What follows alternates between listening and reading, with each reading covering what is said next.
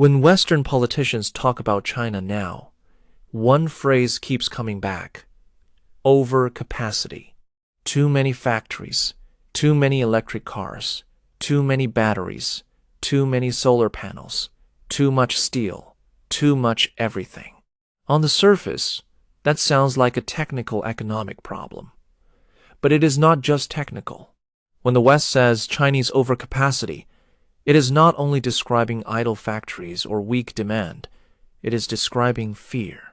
Fear that China can produce at a scale the old industrial powers cannot match.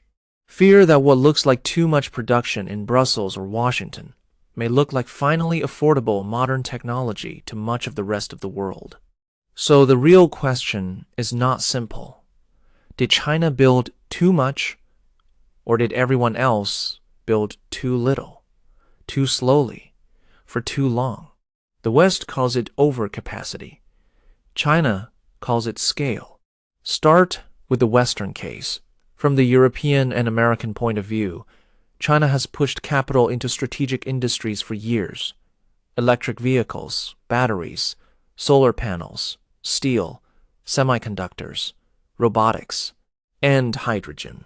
The concern is that government support, cheap financing, local subsidies, and industrial targets encourage too many firms to enter the same sectors at the same time. The result can be brutal. Factories compete for the same customers, prices fall, margins collapse. Companies sell overseas because the domestic market cannot absorb everything. That is why the word overcapacity is politically useful. It turns a competitive problem into a fairness problem. If Chinese companies win because they are better, faster, and cheaper, then Western companies have a strategic problem. But if Chinese companies win because the state created artificial overcapacity, then Western governments have a justification for tariffs, investigations, and trade defense. That diagnosis is not fake. China does have overinvestment in some sectors. Some factories will fail. Some companies are surviving on thin margins. Some local governments have pushed the same industrial dreams at the same time. It does. The problem is that the word can hide as much as it reveals. Industrial history has a pattern. Every country that becomes a manufacturing power looks excessive before it looks inevitable. The United States did not become an industrial giant by building just enough railroads, steel, or automobiles for the demand of the day. Japan and South Korea did not build export champions by waiting for perfect demand signals. Industrial power is built by expanding ahead of demand. Firms compete, costs fall, workers learn, suppliers improve, then the winners export the surplus. That is not a bug of industrialization. It is often how industrialization works.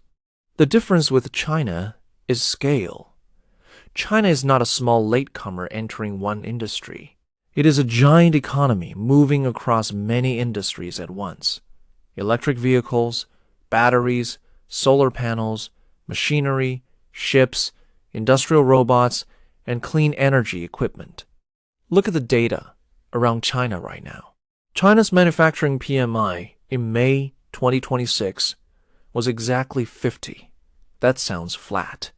But inside that number, large enterprises were still above the expansion line, while medium and small firms were below it. China is not one simple economy. It is a split economy. Pressure and expansion are happening together under the same headline number. Some companies are weak, some sectors are overbuilt, but the big industrial machine is still moving. In the first 5 months of 2026, major Chinese industrial firms recorded 3.14 trillion yuan in profits, up 18.8% from a year earlier. So, if your story is simply China is collapsing under overcapacity, the data does not fit neatly. But if your story is China has a painful industrial transition with weak sectors and strong sectors moving at the same time, the picture becomes clearer. China has real excess capacity problems. It also has real industrial advantages. Both can be true at once. The most important thing China exports now is not cheap labor. That was the old story. The new story is that China exports industrial systems. An electric vehicle is not just a car. It is batteries, motors, chips, software, charging infrastructure, ports, suppliers, raw materials, machine tools, engineering labor, and logistics. A solar panel is not just a panel. It is polysilicon, wafers, cells, modules, equipment, chemicals, electricity prices, factory coordination, and export channels. A battery is not just a battery. It is mining access, refining, cathodes, anodes, separators, electrolytes, quality control, and scale manufacturing. This is why tariffs can feel satisfying, but incomplete. They can slow trade. They can raise prices. They can protect selected companies for a while.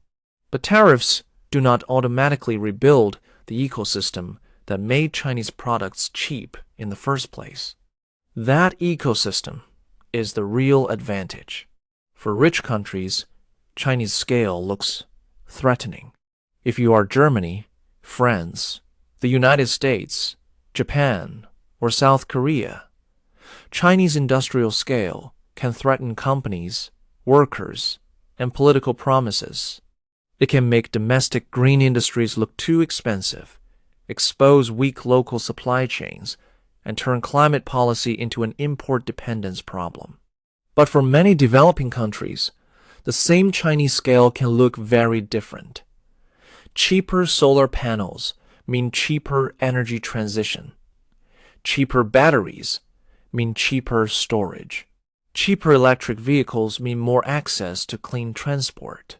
Cheaper machinery means small manufacturers can upgrade faster. For the rich world, Chinese scale can look like dumping. For poorer countries, it can look like access. The overcapacity debate is not really about factories sitting empty. It is about who gets to benefit from cheap, modern production. China understands the risk too. If companies export chaotically, they can damage their own brands. If every firm cuts prices to survive, the whole industry can lose money. If overseas markets feel flooded, governments will respond. According to the IEA, China introduced export licenses for battery electric vehicles in January 2026, partly reflecting concern about reputational risks from unregulated export practices. That detail matters because it shows China is not simply trying to ship unlimited products at any cost. It is trying to manage scale and backlash. That may be the next stage of China's industrial challenge. Not just how to build capacity, how to govern it. Scale without discipline becomes waste. Scale with discipline becomes power. That is the line China is trying to walk. The real question is whether the world is watching an industrial mistake or an industrial transition. Whether China built too much or whether the rest of the world forgot how much building still matters. China's industrial system can take a sector, flood it with suppliers, force brutal competition, drive down costs, scale production, and push the winners into global markets. That is why the phrase overcapacity is not enough. It describes the pain, but it does not explain the power. Follow me, and I will take you inside the real story of China's industries.